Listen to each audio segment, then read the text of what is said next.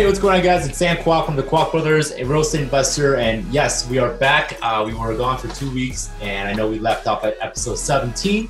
So today, we're going to catch up with some things that are impacting our market, big things that are happening, especially the Economic Growth, Regulatory Relief, and Consumer Protections Act that was just passed actually about a couple weeks ago. So I do want to talk about this law because there's going to be a lot of things that are going to move and shake our industry in terms of what this law can do. I already have the law printed out right here. So I'm going to give you guys my commentary, what I think about it, why I believe it's going to make a huge difference in our industry, in our business. And just to give you guys a quick disclaimer, I am not an attorney. I'm not an accountant.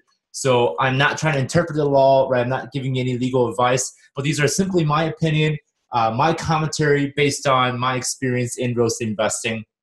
Of course, you know, my brother and I having to have many units of our of rentals ourselves, these laws are going to impact us big time, right? We definitely want to pay attention to what the current administration is doing.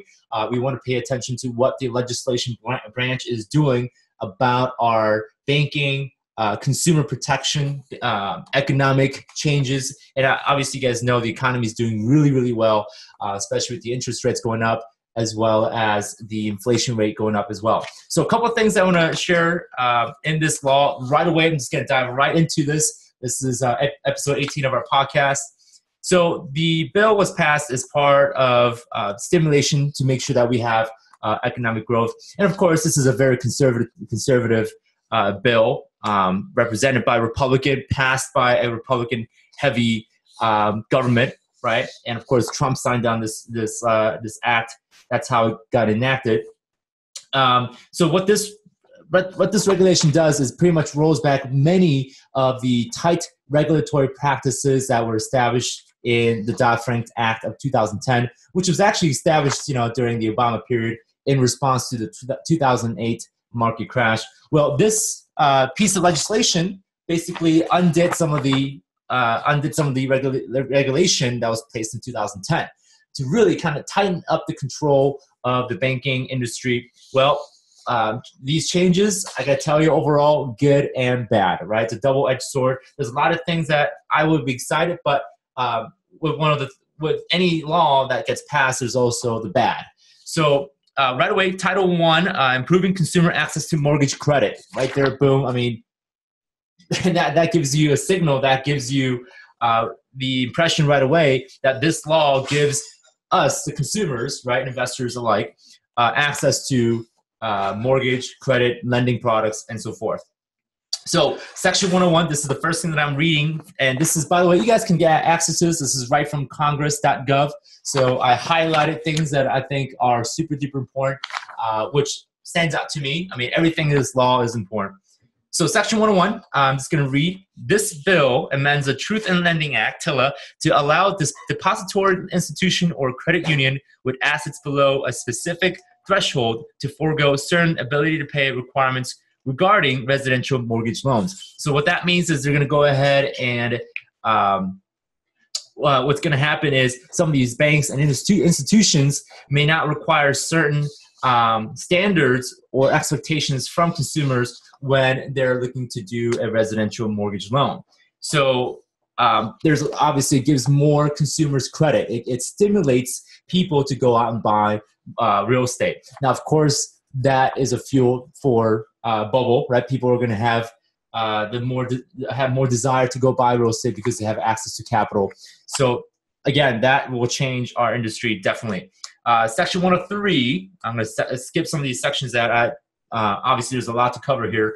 Section 103 says the bill amends the Financial Institution Reform, Recovery, and Enforcement Act of 1989 to exempt from this appraisal requirements certain federally related rural real estate transaction valued below a specific limit if no certified appraiser is available. So what that basically means, guys, is there are certain parts of the country where it's so rural that there may not be a certified appraisal available. So there's certain exemptions that a lending process may have in regards to getting an appraisal. So basically what that means is certain parts of the area in our country may not need to even have an appraisal process. So again, that's to stimulate even more real estate purchase, even more demand for real estate. Section 104. The bill amends the Home Mortgage Disclosure Act of 1975 to exempt from specific public disclosure requirements depository institutions and credit unions that originate fewer than a specific number of closed-ended mortgages or open lines of credit. Excuse me. So this basically means that certain institutions and lenders that lend fewer than a certain threshold, they don't have to make any sort of public disclosure or certain types of public disclosure, again, affecting lending and lending practices. Section 105, the bill amends the Federal Credit Union Act to allow, by the way, I think this section right here is the most important section to us, to me, at least, in the real estate investing world. Section 105 says the bill amends the Federal Credit Union Act to allow a credit union to extend a member business loan with respect to 1 to 4 family dwelling, regardless of whether the dwelling is the member's primary residence. So what that means is they are allowing credit unions to lend to non-owner occupied individuals. So that's us, right? Individuals that are investing into 1 to 4 unit residential properties, residential investments. We now can get access to credit from credit union to make purchase of these 1 to 4 unit multifamily dwelling. This was huge because under the current law, and I'm reading verbatim, under the current law, a member business loan may be extended with respect to such a dwelling only if it is member's primary residence. So we were able to borrow money to buy 1 to 4 unit multifamily buildings as long as it was owner occupied. Well, now it's open for both, right? Owner occupied and non-owner occupied. Again, opens more doors to credit, allows investors like us to borrow money from credit unions to go buy properties. I'm going to skip section 108. I did have it highlighted, but I just want to make sure we get to the main big points. Let's see what else I'm skipping here. Okay, here we go. So another rural housing stimulus section here. Section 209 under the Title II, regulatory relief and protecting consumer access to credit. That's Title II. Section 209 says the bill amends the United States Housing Act of 1937 to reduce inspection requirements and environmental review requirements for certain smaller rural public housing agencies. That's to, again, reduce further regulation processes that are required for housing in the rural area. Again, it eases things up, right? When things are easier, when things are regulatory free kind of thing, it tends to be an ingredient for a bubble, right? It just stimulates a demand. That's what it does. Section 214, 2014, the bill amends the Federal Deposit Insurance Act, right, which is part of the FDIC, to specify that a federal banking agency may not subject a depository institution to higher capital standards with respect to a higher volatility commercial real estate exposure unless the exposure is an HVCRE acquisition, development, or construction affects the commercial real estate, right? Section 304, the sunset provision of the Protecting Tenants at Foreclosure Act is repealed, restoring notification requirements and other protections related to the eviction of renters in foreclosed properties. So this act was expired in December 31st of 2014. I believe they reinstated it.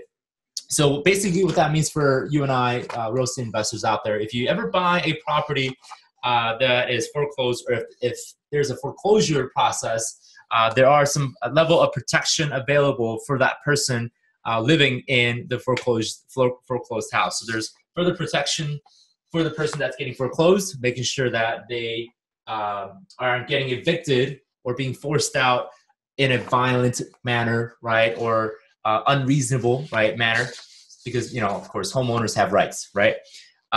So, by the way, I'm halfway through, but I'm just going to give you an overall commentary of what this bill may mean for us, what I think the future is going to look in the next 2 to 3 years in response to this bill. So you guys can certainly go read it on your own. There are other sections in here that I'm not covering. Obviously, there are other regulations that are passed and repealed that has a lot to do with the Veterans Affairs, okay, protecting our veterans. And also the last title is more for student loan borrowers.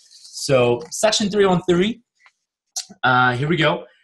The bill amends the honoring Americans veterans and caring for camp. I don't know how to read this, by the way. Camp Lejeune Families Act of 2012 to make permanent the 1-year grace period during which service member is protected from foreclosure after leaving military service. So this actually has to do with military member leaving service. Protects them from foreclosure after a year of them leaving the military. This is actually personal to me because I have a lot of friends that leave the military, don't quite have the financial education that they need. So when they leave, in the military, a lot of things are taken care of, right? Housing, food, you get allowance for a lot of different things and to take care of yourself. Well, when these military members leave, they forego some of these benefits. So they haven't quite gotten used to taking care of themselves in a respect that us civilians do. So a lot of the veterans, they may run into bankruptcies or foreclosure just from the fact that they have never had this level of accountability, right, in regards to what they need to pay for, what sort of financial care, right, they need to mandate, right? Because a lot of things were taken care of by the military, but once they become civilians, a lot of lifestyle changes can result service members to become bankrupt, right? So that's to protect our service members, very important. Section 502, this actually has to do a lot with money raising and our activity in raising money, which, by the way, overall, it's getting easier. Section 502, the bill directs the SEC, Security Exchange Commission, to report on the risk and benefits of algorithmic trading in capital markets. That will also change our market and the behavior of our market. Section 504, the bill amends the Investment Company Act of 1940 to exempt from the definition of an investment company. Now, this is huge. Not so much for you guys just getting started, but this is huge for people obviously in the intermediate and the advanced level investing. Of an investment company for purposes of specified limitations applicable to such a company under the Act. A qualifying venture capital fund that has no more than 250 investors. Specifically, the bill applies to a venture capital fund that has less than $10 million in aggregate capital contributions and uncalled committed capital. Under current law, a venture capital fund is considered to be an investment company if it has more than 100 investors. So basically what they've done in this bill is that you are no longer considered an investment company if you have no more than 250 investors in your pool fund, right? Now, there's some stipulations to this because if you're known as an investment company, there are regulations, there are disclosures, there are certain procedures you got to follow under the law of Security Exchange Commission. So basically, again, they're easing up a lot of these things to stimulate more investing activity. Now, with more stimulation and more, artificial stimulation, there's going to be some consequences, and there are good and bad consequences. And I think this bill is something that could lead to a bubble.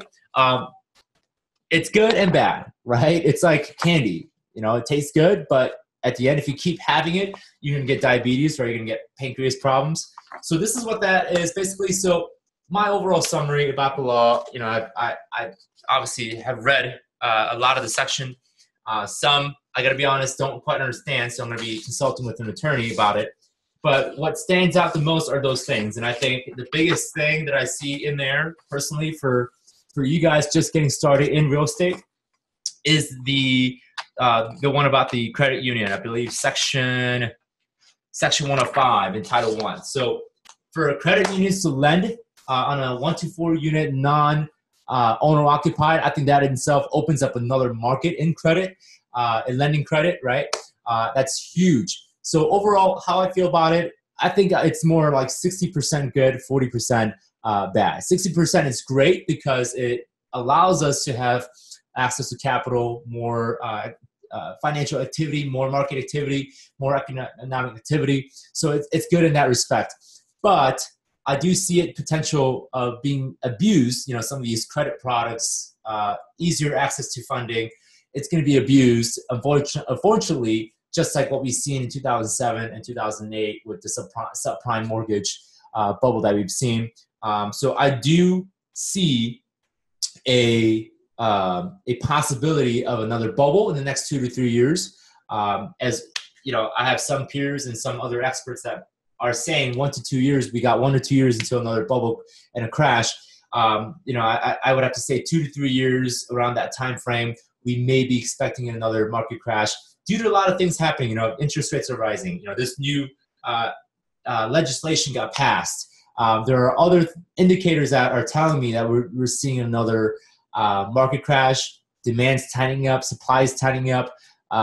We're seeing major changes in the climate of the economy. Economy is doing really well, and typically the market crash comes obviously right after a very bullish market, which we're facing right now. So go ahead and guys read on the legislation yourself. Go and read through the bill. Right, it's 1, 2, 3, 4, 5 pages. It's in Congress.gov. Look up under S.2155, and the legislation again is called the Economic Growth, Regulatory Relief, and Consumer Protection Act of 2018. If you guys want to know more about the Dodd-Frank Act of 2010 that was passed, which should give you a complete picture of what really happened over the last 7 years or 8 years since the Dodd-Frank Act was passed.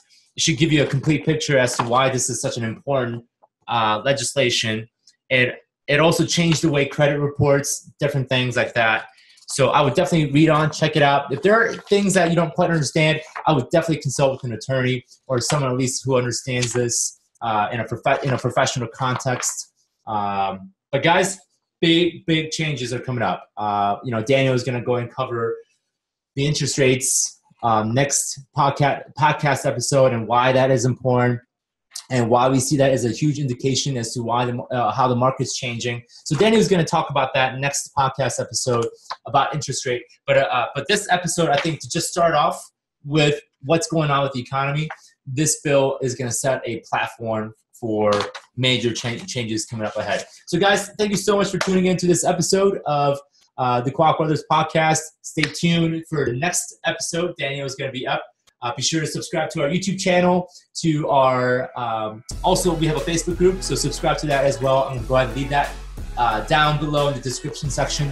Give us a like, and if you guys want us to cover more news, tips, tricks about real estate investing, make sure stay in tune.